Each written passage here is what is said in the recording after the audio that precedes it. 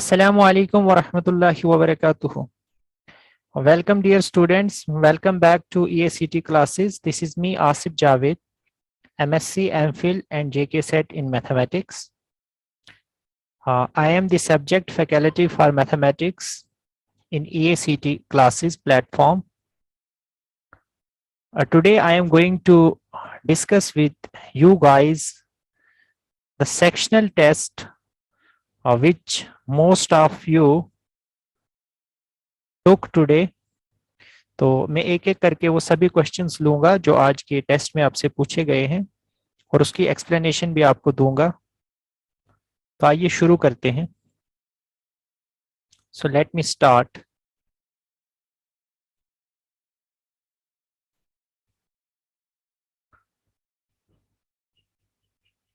सबसे पहले हम मैट्रिसेस से जो क्वेश्चन आया था आपका मैट्रिसेस के टॉपिक से, उसको सबसे पहले उठाते हैं। So what was the question from the matrices portion. आपको टॉपिक्स जो दिए गए थे that was set theory, relations and functions और मैट्रिसेस। तो उन्हीं से आपको क्वेश्चंस पूछे गए थे। तो आइए एक एक करके देखते हैं उन 10 क्वेश्चंस को। So here is the first question. इस क्वेश्चन में आपसे क्या पूछा गया है। क्वेश्चन कुछ इस तरह से है। ये आपको मैट्रिक्स दी गई है x, x plus 2, 2x minus 3 और x प्लस 1। ये आपको क्वेश्चन में पूछा गया है कि ये मैट्रिक्स सिमेट्रिक है। This matrix is symmetric for what value of x। तो x की वैल्यूज आपने ढूंढनी है कि क्या हो सकती है। ऑप्शंस थे आपके पास। पहला ऑप्शन 2 था, दूसरा 3, तीसरा 1 और चौथा 5। अब देखिए सबसे पहले सिमेट्रिक मैट्रिक्स जो होती है ना, उसमें एलिमेंट सिमेट्रिकली प्लेस्ड होते हैं। मतलब जो A12 है वो A21 के बराबर होगा, जो A31 है वो A13 के बराबर होगा, जो A23 है वो A32 के बराबर होगा। इस तरह से सिमेट्रिकली जो एलिमेंट्स हैं वो एक दूसरे के इक्वल होते हैं। इन जनरल Aij जो है वो Aj के इक्वल होता है। This is true for all Ij। तो जो डायगोनल एलिमेंट्स होते हैं उनके तो कुछ आपको देखने की जरूरत नहीं, क्योंकि Aii तो Aii के ही इक्वल होगा। मतलब A11 तो अपने ही इक्वल होगा, तो उसमें क्या चेक करना है हमें, वो तो सेम एलिमेंट आएगा। तो इनको आपको चेक करने की जरूरत नहीं है डायगोनल एलिमेंट्स को। नॉन डायगोनल्स को देखिए, दिस इज A12 और ये है आपका A21। तो सिमेट्रिक मैट्रिक्स होने के लिए इक्वल होने चाहिए। x plus 2 should be equal to 2x minus 3, 2x minus 3 should be equal to x plus 2। तो 2x minus x, 3 plus 2 is 5। तो x की वैल्यू क्या हो जाएगी, 5। सो this is the correct answer. चलिए ये हो गया आपका ये वाला क्वेश्चन। अगला क्वेश्चन देखते हैं। अगले क्वेश्चन में आपसे क्या पूछा गया है। हाँ, आपको डिटर्मिनेंट फाइंड करना है इसका a माइनस बी। यहाँ पे थोड़ी सी मिस्टेक हुई है, मुझसे नहीं बल्कि जिस बुक से मैंने ये क्वेश्चन उठाया है वहीं से मिस्टेक हुई है। वहां पे b माइनस ए लिखा है, लेकिन ये b माइनस सी होना चाहिए।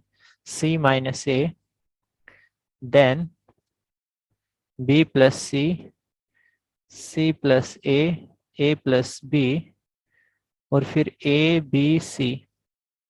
तो इसको अगर आप एक्सपेंड करेंगे, प्रॉपर्टीज ऑफ डिटर्मिनेंट्स भी लगा सकते हैं आप, या इसको आप ऐसे भी चाहें तो ऐसे भी आप एक्सपेंड कर सकते हैं। सिंपल अगर आप एक्सपेंड करेंगे इस डिटर्मिनेंट को, so it will come out to be a cube plus b cube plus c cube minus 3 times abc। तो आपके जो ऑप्शंस दिए थे, इन ऑप्शंस में जो तीसरा ऑप्शन है वो इसके इक्वल है। तो ये आपका आंसर हो जाएगा। लैपलेस एक्सपेंशन से सिंपली आप इसको एक्सपेंड कर सकते हो। नेक्स्ट क्वेश्चन पे आइए। ए और बी दो मैट्रिसेस दी गई हैं आपको।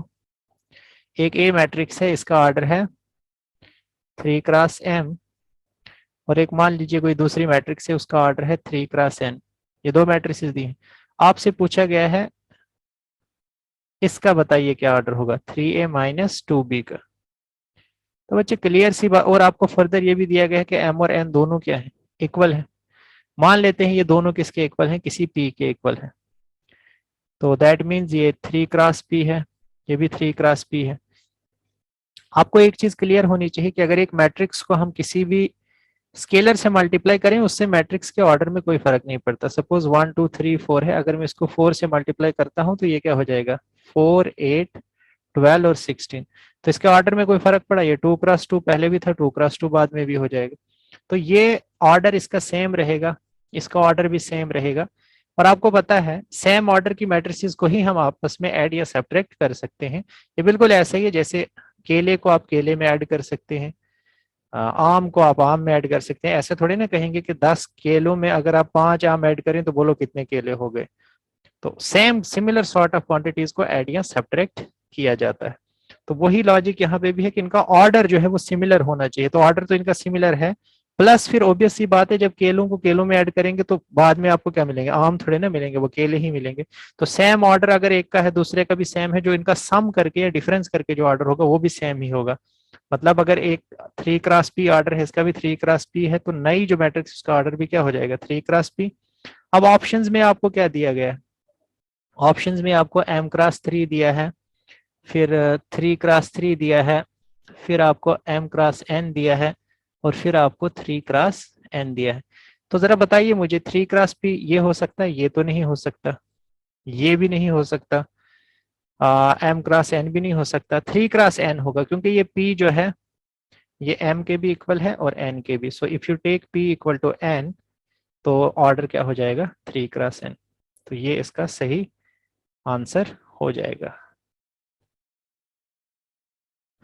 तो ये थे आपके क्वेश्चन मैट्रिसेस और डिटर्मिनेंट से। ये देखने दीजिए क्या कोई और क्वेश्चन अभी इसमें आपका बचता है।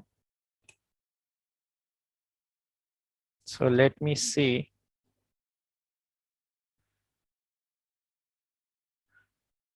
ये बेसिकली 5a माइनस 2b था, मैंने 3a माइनस 2b कहा है, ये 5a माइनस 2b था, कोई फर्क नहीं पड़ेगा, 5 से मल्टीप्लाई करो या 3 से, तो आंसर में कोई फर्क। एक और क्वेश्चन है आपका मैट्रिसेस का, आपसे क्या पूछा गया है, आपसे ये पूछा गया है कि ये आपके पास एक मैट्रिक्स है इस तरह की, इस मैट्रिक्स के बारे में आपसे पूछा गया कि बताइए क्या ये ऑप्शंस में क्या दिया हुआ है कि ये मैट्रिक्स जो है वो स्क्वायर मैट्रिक्स है। दूसरा ऑप्शन आपको बताया गया है डायगोनल मैट्रिक्स है। तीसरा ऑप्शन आपको बताया गया है यूनिट मैट्रिक्स है। चौथा ऑप्शन आपको बताया गया कि इनमें से कोई भी नहीं है। तो अगर हम देखें डायगोनल मैट्रिक्स क्या होती है, डायगोनल मैट्रिक्स बच्चे वो मैट्रिक्स होती है जिसके सिर्फ डायगोनल एलिमेंट्स ही नॉन जीरो हैं, बाकी सब जीरो होते हैं, लेकिन यहाँ पे तो ये भी नॉन जीरो है, तो डायगोनल तो होगा नहीं। यूनिट मैट्रिक्स डायगोनल मैट्रिक्स की ही एक खास टाइप होती है। इनफैक्ट ये एक स्केलर मैट्रिक्स होती है। डायगोनल मैट्रिक्स में भी फिर आप देखते हो कि अगर सभी डायगोनल एंट्रीज सेम हो जाती हैं तो वो स्केलर मैट्रिक्स बन जाती है, और फिर स्केलर मैट्रिक्स में भी अगर सभी एंट्रीज 1 हो जाएं डायगोनल एंट्रीज, तो वो यूनिट मैट्रिक्स बन जाती है। तो ये तो होगी नहीं, क्योंकि डायगोनल नहीं है तो यूनिट कहाँ से होगी। तो नन होगा या स्क्वायर मैट्रिक्स होगा, तो स्क्वायर मैट्रिक्स तो है ये, क्योंकि 3x3 ऑर्डर की है। सो दिस इज स्क्वायर मैट्रिक्स। ये जानबूझ के मैंने पहले आपको ये ऑप्शंस डिस्कस किए ताकि आपको डायगोनल मैट्रिक्स भी रिवाइज हो जाए और यूनिट मैट्रिक्स क्या होता है ये भी रिवाइज हो जाए। क्योंकि क्वेश्चंस को हमेशा इस नियत से पढ़ना चाहिए कि सिर्फ ये नहीं देखना चाहिए कि सही ऑप्शन, अगर आपको पूरा 100% भी पता है कि ये ऑप्शन इसका आ सकता है और कोई नहीं आ सकता, तब भी आप दूसरे ऑप्शंस को स्टडी कीजिए, क्योंकि वहां से भी आपको बहुत सारे दूसरे कॉन्सेप्ट्स रिवाइज हो जाते हैं। So this is the best way to revise for your exams, कि आप क्वेश्चंस के थ्रू रिवाइज कीजिए, प्रोवाइडेड आपने थ्योरी को प्रॉपरली देखा हुआ है, तो फिर वो क्वेश्चंस ही आपको वो थ्योरी दोबारा से रिवाइज करवाएंगे। तो ऐसा नहीं है कि जो ऑप्शन आपको आता है टिक कर दिया, बाकी ऑप्शंस को देखा नहीं। चाहे किसी भी और कंपोनेंट में भी है, सपोज अगर आप इकोनॉमिक्स में कोई कॉन्सेप्ट पढ़ रहे हैं, वहां पे इंडिफरेंस करू से रिलेटेड कोई क्वेश्चन आपसे पूछा गया है, उसमें डिफरेंट एस्पेक्ट्स जो उसके हो सकते हैं, या किसी और कॉन्सेप्ट को भी वहां पे ऑप्शन में डाला गया है, तो आप उसको भी देखिए ताकि वो वाला कॉन्सेप्ट भी इकोनॉमिक्स का आपको रिवाइज हो जाए। सिमिलरली आप दूसरे कंपोनेंट्स को भी देख सकते हैं। तो ये आपका मैट्रिसेस का पोर्शन यहाँ पे, डिटर्मिनेंट्स का पोर्शन यहाँ पे खत्म हो जाता है, जो आप आज के टेस्ट के हवाले से। तो चलिए अब हम देखते हैं दूसरे कंपोनेंट से, यानी रिलेशंस और फंक्शन से आपसे क्या पूछा गया था। So let me take you to the relations and functions. तो रिलेशंस एंड फंक्शन से एक क्वेश्चन जो आपसे पूछा गया है, आपसे ये पूछा गया था कि आप ये बताइए कि इस फंक्शन की डोमेन क्या होगी। देखो बच्चे, एक चीज क्लियर है, जब भी आपको डोमेन फाइंड करनी है ना, डोमेन में आप वो वाले एक्स की वैल्यूज देखते हो जहां पे फंक्शन डिफाइन होता है। तो फंक्शन कहाँ पे डिफाइन होगा, फंक्शन को प्रॉब्लम कौन क्रिएट करता है, रूट में फंक्शन को प्रॉब्लम तब क्रिएट होगी जब वो उसके अंदर जो क्वांटिटी है वो नेगेटिव है। जब तक ये quantity greater than equal to 0 है, इसको कोई प्रॉब्लम नहीं होगी और फंक्शन डिफाइन होगा। मतलब a square should be greater than equal to x square, मतलब x square should be less than equal to a square. इसको आप लिख सकते हैं mod of x square is less than equal to mod of a का square, simply because in दोनों का जब आप मॉड लेंगे, तो क्योंकि पॉजिटिव क्वांटिटी है, पॉजिटिव क्वांटिटी को आप मॉड लगा सकते हो, हटा सकते हो, कोई फर्क नहीं पड़ता, क्योंकि मॉड के समेत भी उसकी वही वैल्यू होती है, मॉड के बगैर भी वही वैल्यू होती है, क्योंकि फंक्शन मॉड की प्रॉपर्टी क्या होती है, mod of x equal to x provided mod of x is positive or 0 and this is minus x if x is less than 0। लेकिन square of anything is always positive, so this is positive, this is positive, so I can introduce mod। अब mod में लगा दूं तो mod की property mod of x into mod of x, और यहाँ से mod of a into mod of a, क्योंकि इसको a into a आप लिख सकते हो, तो ये इसके इक्वल हो जाएगा। अभी मैं ड्रामा क्यों कर रहा हूँ, आप दोनों साइड स्क्वायर रूट ले लीजिए, हो जाएगा mod of x is less than equal to mod of a. अब आपको जो दिया गया है ए ग्रेटर देन 0, इसका यूज कीजिए। अगर मॉड एक्स ग्रेटर देन 0 है तो मॉड ऑफ एक्स एक्स होता है, मॉड ऑफ ए ग्रेटर जो ए है ग्रेटर देन 0 है तो मॉड ऑफ ए किसके इक्वल हो जाएगा, ए के। तो mod of x less than equal to a है।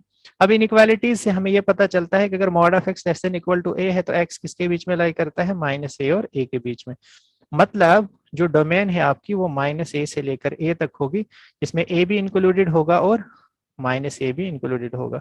अगर यहीं पे ये दूसरा आप देखेंगे, ये वाला जो इसको ओपन इंटरवल कहते हैं, इसको क्लोज इंटरवल, तो ओपन इंटरवल में माइनस ए और ए इंक्लूडेड नहीं होता, लेकिन यहाँ पे क्योंकि ये लेस देन इक्वल टू है तो ए भी इंक्लूडेड होगा, माइनस ए भी इंक्लूडेड होगा। तो सही ऑप्शन, इसके जो ऑप्शंस दिए गए हैं, माइनस ए टू ए दिया है, फिर माइनस ए से ए क्लोज इंटरवल दिया है, इसी तरह से 0 से ए और माइनस ए से 0, तो इसमें सही हो जाएगा आपका माइनस ए टू ए। तो जिन्होंने ये टिक किया है उनका आंसर बिल्कुल सही है। चलिए जी, ये भी हो गया, आगे चलते हैं। अगले क्वेश्चन को देखते हैं क्या आपसे पूछा गया है।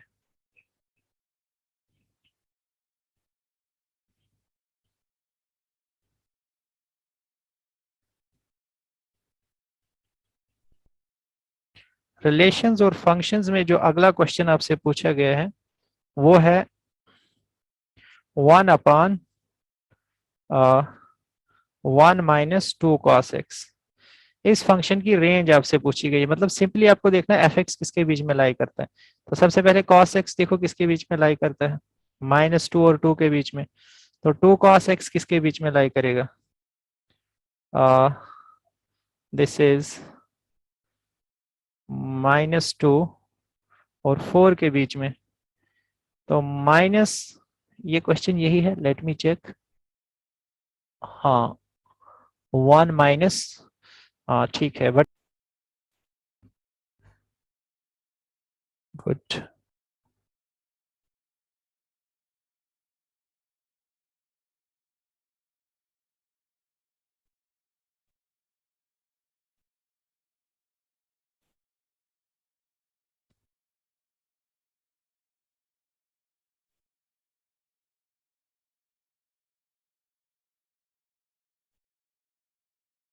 तो मैंने आपको ये बताया कि cos x किसके बीच में लाई करता है, ये -2 से 2 के बीच में नहीं, ये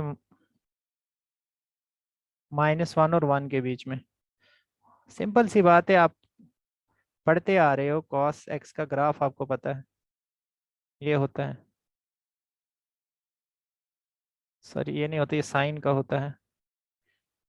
कॉस एक्स का 0 पे 1 इस तरह का होता है।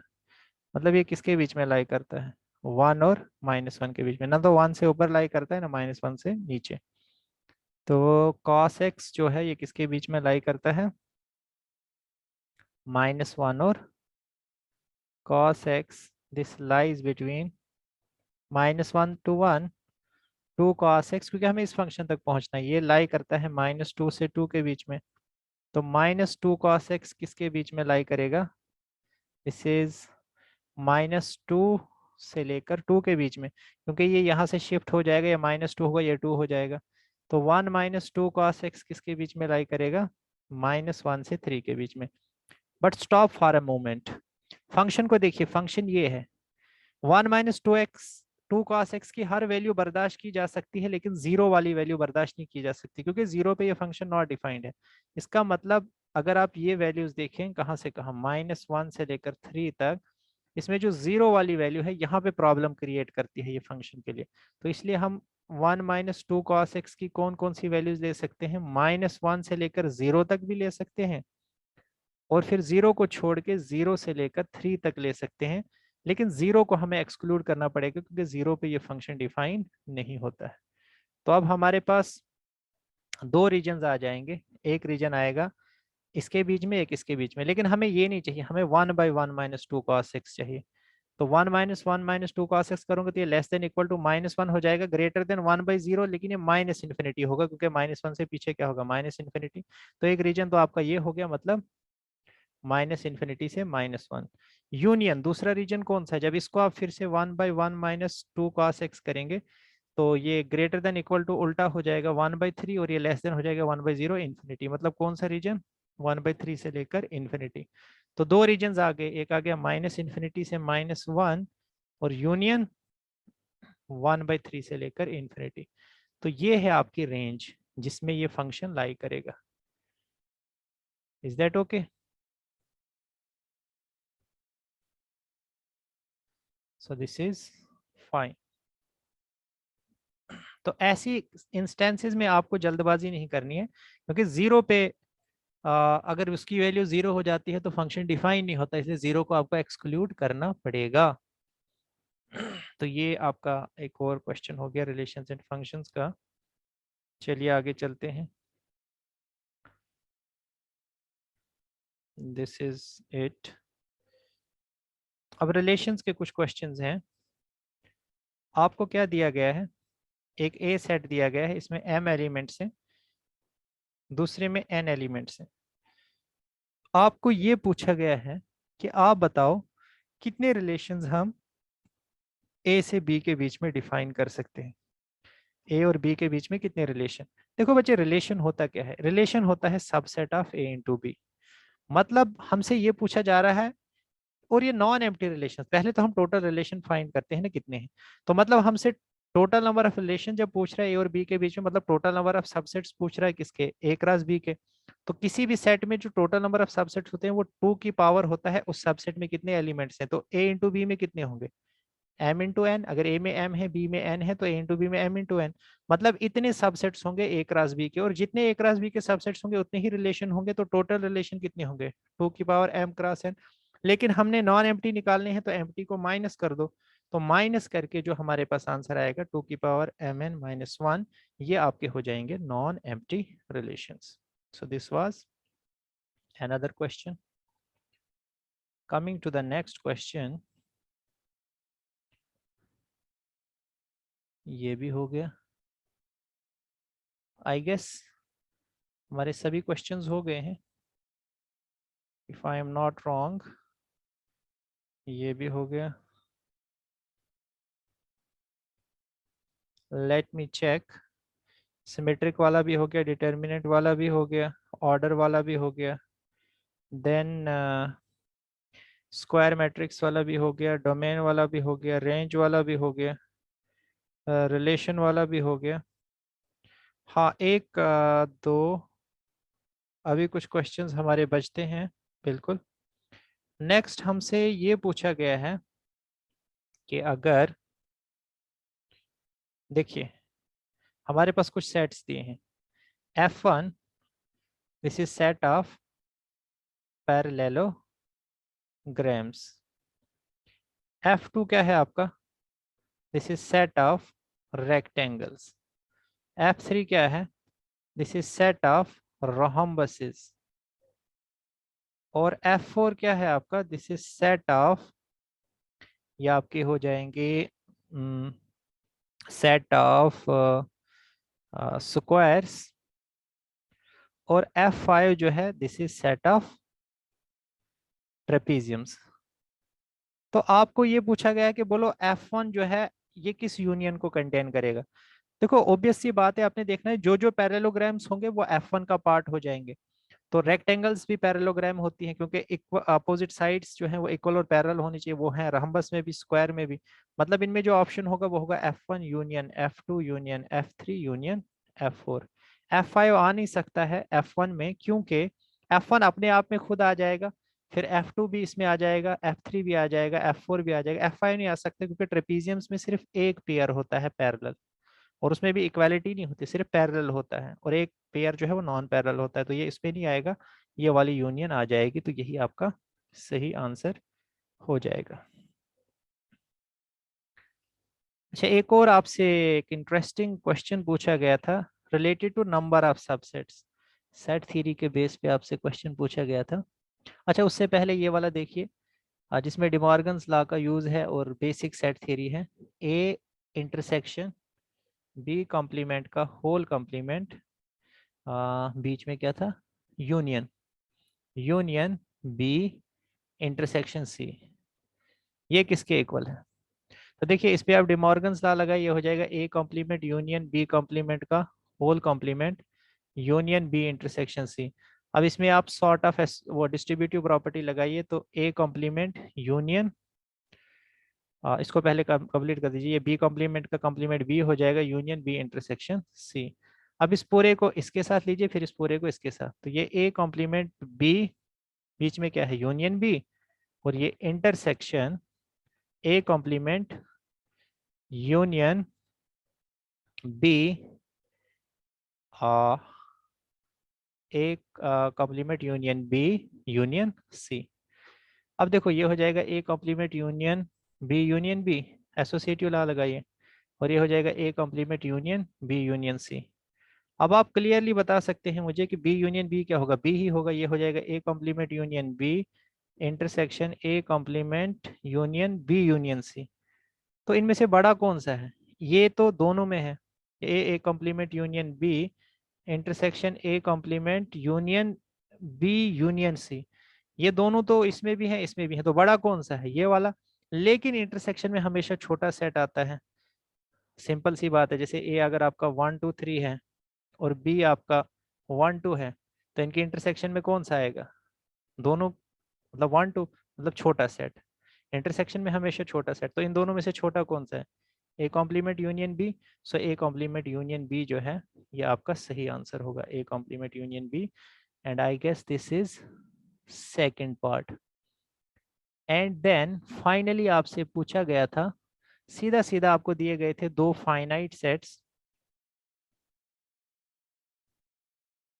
और आपको बताया गया था कि एक में m एलिमेंट्स हैं, दूसरे में n एलिमेंट्स हैं, और जो पहला वाला है जिसमें m एलिमेंट्स हैं उसमें 112 एलिमेंट्स ज्यादा हैं उससे जिसमें n एलिमेंट्स हैं। तो आपसे पूछा गया बोलो m और n की वैल्यूज क्या होंगी रेस्पेक्टिवली। तो आपको कुछ नहीं करना था बच्चे, आपको वैल्यूज प्लग करते जाना है। जब आप वैल्यूज प्लग करोगे, सपोज पहला ऑप्शन क्या दिया है? 4, 7। तो देखते हैं, अगर मैं यहाँ 4 पुट करता हूँ, यहाँ पे 112 प्लस 2 की पावर 7, ये तो कहाँ 128 प्लस 112, ये 16 के बराबर होगा? ये तो नहीं होगा। फिर दूसरी आपको क्या प्लग करनी थी? 7 और 4, यहाँ पे 7 कीजिए प्लग, यहाँ पे 4, ये 128 हो जाएगा, और ये भी 112 प्लस 16 128। तो इसका मतलब 7 और 4 करेक्ट है। वैसे ही आप तीसरे चौथे को देखोगे वो नहीं आएंगे, तो 7 4 जो है दिस इज करेक्ट। तो इस तरह से ये टेस्ट आपके सामने डिस्कस किया जा चुका है। Wish you All the best for your score and rank that will be displayed for you guys. इसके अलावा अब हम और मैं कुछ टॉपिक्स आपको दूंगा नेक्स्ट के लिए, सेक्शनल टेस्ट के लिए तैयार करने के लिए, तो अच्छे से आप प्रिपरेशन कीजिएगा और इंशाल्लाह अल्लाह ताला आपको कामयाबी अता करे।